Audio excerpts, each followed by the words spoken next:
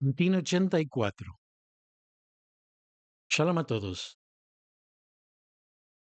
Estamos en medio de las discusiones de los decretos de divorcio, de los decretos de divorcios condicional. Algunas condiciones, como no beber vino durante un tiempo, han sido relativamente mundanas. Otros, como no volver a casarse con una persona específica, se han sentido extremadamente personales. Y en la página de hoy, las condiciones se vuelven francamente extravagantes.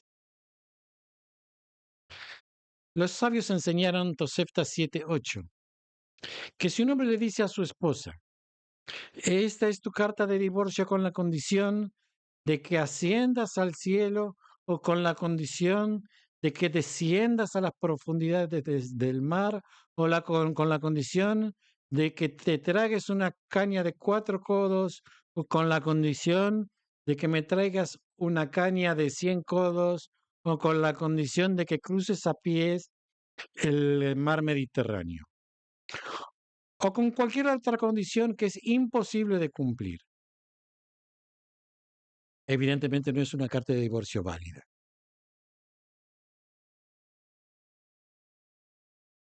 Estas condiciones son absurdas e intencionalmente. Nadie va a cruzar el Mediterráneo a pie o volando. Es como el equivalente a decir a la esposa de uno, puedes divorciarte cuando los cerdos vuelen. Uno podría pensar que es obvio considerar que este es un documento de divorcio inválido, pero los rabinos no son unánimes. El rabino Yuda ben Teima dice, una carta de divorcio como esta es una carta de divorcio válida, ya que la condición es nula. El rabino Yuda ben Teima dijo el siguiente principio. Con respecto a cualquier condición que no se pueda cumplir al final, aún así, el esposo la estipula inicialmente. Solo está exagerando. Se supone que él realmente no tuvo la intención de poner una condición al divorcio, sino más bien causarle angustia. Y por lo tanto, el divorcio es válido sin que ella cumpla la condición. Según el rabino Yehuda ben Teima, el esposo está siendo un idiota, por lo que lo ignoramos y tratamos la carta de divorcio como válida. Esto encaja con el principio general de Baba Metzia 94a, que las condiciones contractuales que no se puedan cumplir son nulas. Y la Gemara nos dice que la halajá sigue la posición del rabino Yehuda ben Teima, no la mayoría como es estándar. Luego se nos presentan otras 3 posibles condiciones de diferentes naturaleza. 1, que coma carne de cerdo.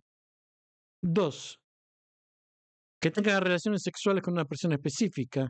Y 3, que tenga relaciones sexuales con su propio padre o con el padre de su esposo. Los 3 son físicamente posibles, pero una violación de la Torá, ya sea transgrediendo las leyes de Kashrut o cometiendo adulterio.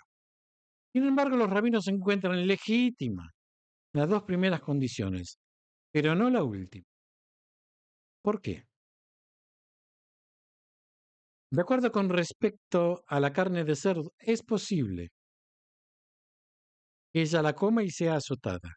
Del mismo modo, si la condición es que ella tenga relaciones sexuales con fulano de tal, también es posible que ella lo soborne con dinero para tener relaciones sexuales con ella.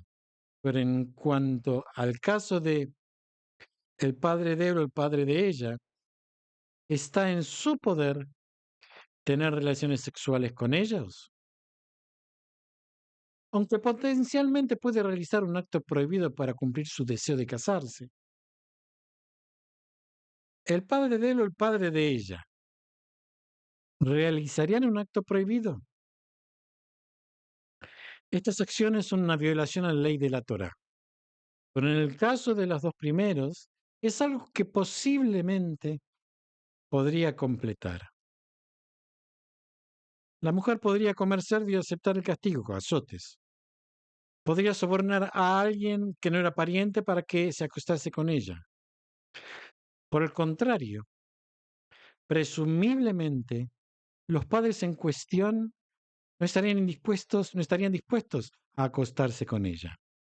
Como resultado, esta condición particular se considera como las que vimos antes, como volar, imposible de cumplir, y por lo tanto, la condición no tiene sentido, y la carta de divorcio se mantiene sin ninguna acción de su parte. Podría pensar que todas las condiciones que violen la halajá, como comer carne de cerdo, serían inválidas, pero eso no es lo que concluye la Guemará. Más bien, Rabina dijo,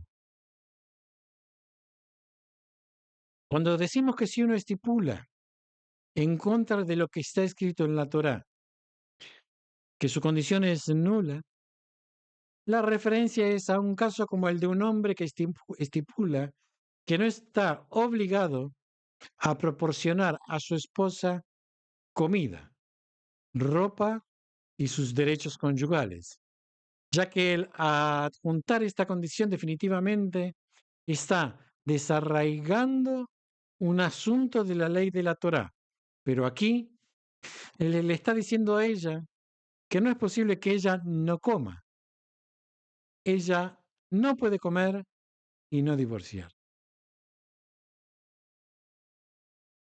Esto en última instancia es lo que codifica el Shulchan Aruch. El esposo no puede establecer condiciones que le permitan escapar de sus obligaciones bajo la halajá.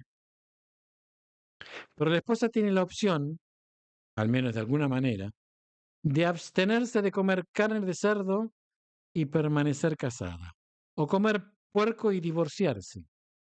Estas son opciones grotescas, pero la pregunta no es si esto es decente por parte del esposo.